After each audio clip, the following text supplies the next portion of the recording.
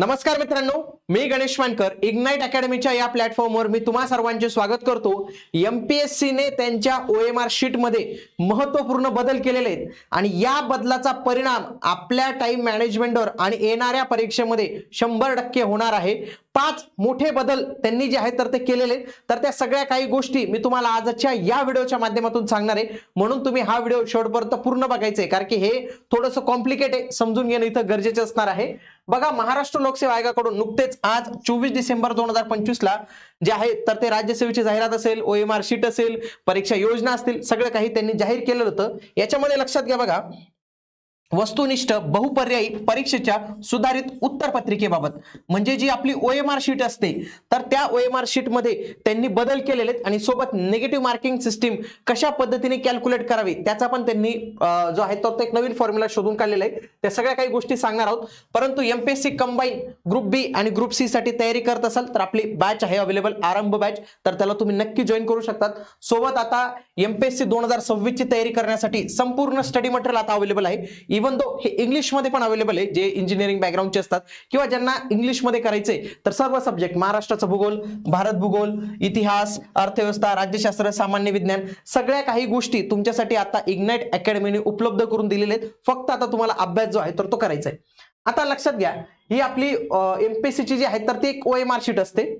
आता या OMR sheet मध्ये काही प्रामुख्याने त्यांनी बदल केले, तर ते बदल मी तुम्हाला एक एक करून जो आहे तर तो सांगतो। लक्षात घ्या, महाराष्ट्र लोकसेवा आयोगामार्फत आयोजित भरती प्रक्रियांमध्ये कालसंगत अद्यावतीकरण व नाविन्यपूर्णता आणण्याच्या धोरणाचा भाग म्हणून विविध वस्तुनिष्ठ बहुपर्यायी स्वरूपाच्या परीक्षेकरता वापरण्यात येणाऱ्या उत्तरपत्रिका, म्हणजे मी त्याला आता शॉर्ट मध्ये ओएमआरच आपण ओएमआर म्हणूया, तर याच्यामध्ये त्यांनी काय केले लक्षात घ्या, सुधारित उत्तरपत्रिका आयोगाच्या प्रचलित धोरणानुसार 2 प्रतीमध्येच, म्हणजे 2 येतील, एक प्रत कोणाकडे जाणार मित्रांनो, एक प्रत आयोग स्वतःकडे ठेवतो चेक करण्यासाठी आणि एक तुमच्याकडे राहते स्वतः, म्हणजे विद्यार्थी जो असेल, उमेदवार जो असेल तर त्याच्याकडे एक प्रत राहते आणि कार्बनलेस राहते। कार्बनची गरज पडत नाही, कारण की त्याचा जो भागच असा असतो की तो ऑटोमॅटिक मागच्या भागला उमटते, म्हणूनच कार्बनलेस असते। तर हे या गोष्टी असतात।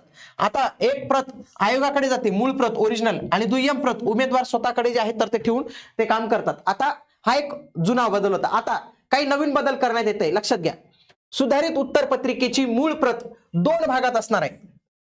आता त्यांचं काय म्हणणं आहे, ही जी मूळ प्रत असणार आहे ना, ही आता हे जुनी आहे बरं का, आता नवीन वेगळी याच्यापेक्षा, त्यांचं काय म्हणणं आहे, ही 2 भागात असणार आहे, 2 भाग असणार आहे त्याचे। बघा, भाग 1 केवळ उमेदवारांना उत्तरे नमूद करण्यासाठी असणार आहे आणि भाग 2 मध्ये परीक्षेचं नाव, उमेदवाराचा बैठक क्रमांक, विषय सांकेतांक, प्रश्नपत्रिका क्रमांक, उमेदवाराची व समवेक्षकाची स्वाक्षरी इत्यादी वैयक्तिक तपशील असणार आहे।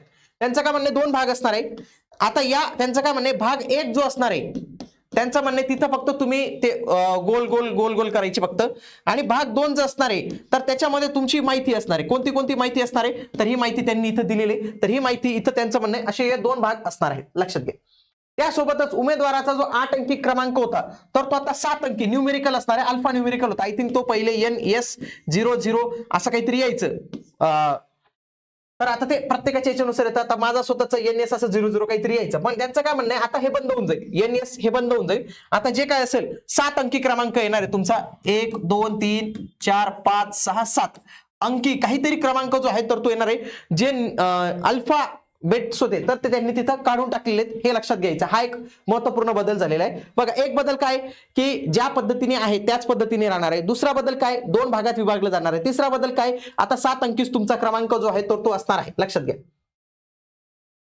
हा एक मोठा बदल मित्रांनो। आता हा बदल कसा इम्प्लिमेंट होतो ते बघणं गरजेचं। बघा, उमेदवाराने मूळ उत्तरपत्रिका जमा केल्यानंतर उत्तरपत्रिकेचा भाग 1 पासून भाग 2 समवेक्षकाने वेगळा करायचा आहे। तो तुम्ही करायचंय का नाही, जो सुपरवायझर असतो त्याने काय करायचं, 2 भाग वेगळे असतील। आता तुम्ही जर पाहिलं असेल ते फाडण्याची सुविधा असते बघा बाजूने, त्याच पद्धतीने वरती पण देखील मे बी फाडण्याची सुविधा येऊ शकते, किंवा ते पट्टीने किंवा त्यांच्या काही इन्स्ट्रुमेंट देतील त्याच्याने ते फाडून भाग 1 आणि भाग 2 वेगळा करतील। भाग 1 मध्ये काय असणार आहे, आपले ओएमआर ची माहिती असणार आहे, आपण जे गोळे गोळे करणार आहेत ते, आणि दुसऱ्याच्यात माहिती असणार आहे। त्यांचं काम नाही, या दोन्ही गोष्टी वेगळ्या करायच्या। कोणी करायच्यात, सुपरवायझरने जे आहेत तर ते करायचे। आतापर्यंत असं होत नव्हतं मित्रांनो, आपण जे जमा करायचो ना ते डायरेक्टली तिकडे जायचं, त्याच्यानंतर त्याच्यावर ते स्टिकर वगैरे काय चिपकायचे ते त्यांना माहिती होतं ते।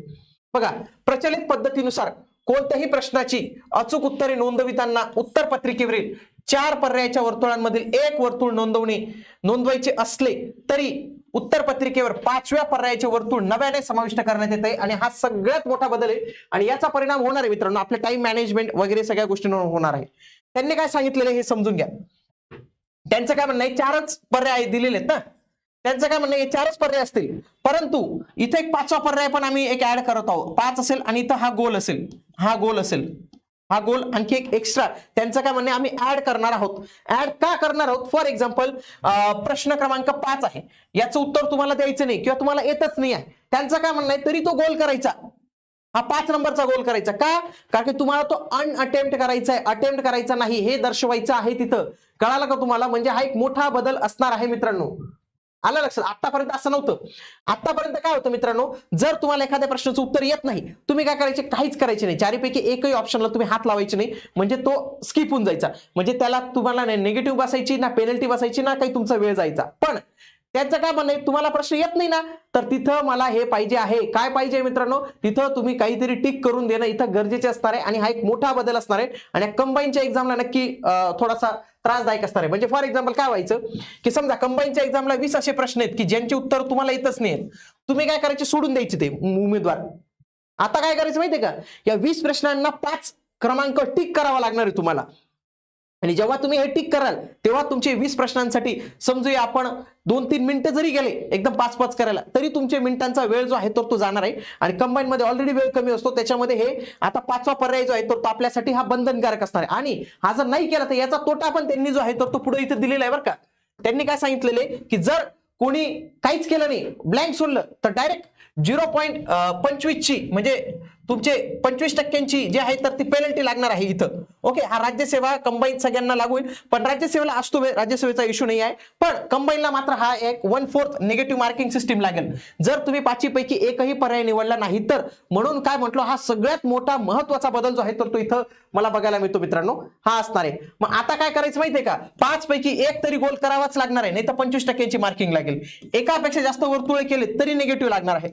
त्याच्यानंतर उत्तरामध्ये काही दुरुस्ती करण्याचा प्रयत्न केला तरी लागणार आहे आणि उत्तर पत्रिकेमध्ये चुकीचा प्रश्न सोडवला तरी लागणार आहे. बेरीज अपूर्णांकात असले तरी तुमची अपूर्णांकच राहील, त्याला पूर्ण संख्या करता येणार नाही, हे इथं लक्षात ठेवणं इथं गरजेचं असणार आहे. हा एक महत्वपूर्ण बदल जो आहे तर तो इथं यांनी केलेला आहे. सोबत मूळ उत्तर पत्रिकेवरील भाग 2 वर विविध ठिकाणी स्वाक्षरी जर केली नाही तर तुमची उत्तर पत्रिका अवैध मानली जाईल, चेक केली जाणार नाही. काळा पेन सोडून दुसरा पेन वापरला चालणार नाही. त्याच्यानंतर प्रश्नपत्रिका क्रमांक जर नमूद केला नाही तर तुमची उत्तर पत्रिका चेक होणार नाही आणि त्यासोबतच उत्तर पत्रिकेवर काही शेरा मारून दिला तर तेही चेक होणार नाही. तर या सगळ्या काही गोष्टी तुम्हाला इथे लक्षात ठेवायच्या आहेत. सांकेतिक खुणा वगैरे काही करायचं नाही. आणि हे एक गोष्ट महत्वाची की आता जी आपली 4 तारखेला 11 तारखेला परीक्षा होणार त्याच्यासाठी लागू नसणार आहे हे 1 मार्च 2026 पासून आणि आय थिंक आता काहीतरी 31 काहीतरी मे काहीतरी तारीख आलेली आहे राज्यसेवेची. तर राज्यसेवेपासून हा आता पुढचा जो कार्यक्रम असणार आहे तर तो लागू असणार आहे आणि त्याच्यासाठी जी OMR शीट आहे तर OMR शीटचे हे जे बदल आहे तर हे लागू असणार आहे. तर हे महत्वाचे बदल आहेत मित्रांनो, कारण की असा बदल आतापर्यंत आयोगाने केलेला नव्हता. 5 ऑप्शन देणार नाही आहेत. खूप साऱ्या उमेदवारांना वाटेल की आता 5 ऑप्शन येणार आहेत, 5 ऑप्शन नाही येणार आहेत, 4च ऑप्शन राहणार आहेत. पण 5 पैकी एक कला गोल करणं गरजेचे राहणार आहे, ज्याच्यामध्ये आपला वेळ जाणार आहे आणि कंबाईनला हा पुन्हा एका कसरतीचा खेळ जो आहे तर तो होणार आहे मित्रांनो. आणि हा एक मोठा एक बदल जो आहे तर तो आयोगाने इथं आपल्याला इथं केलेला दिसतो.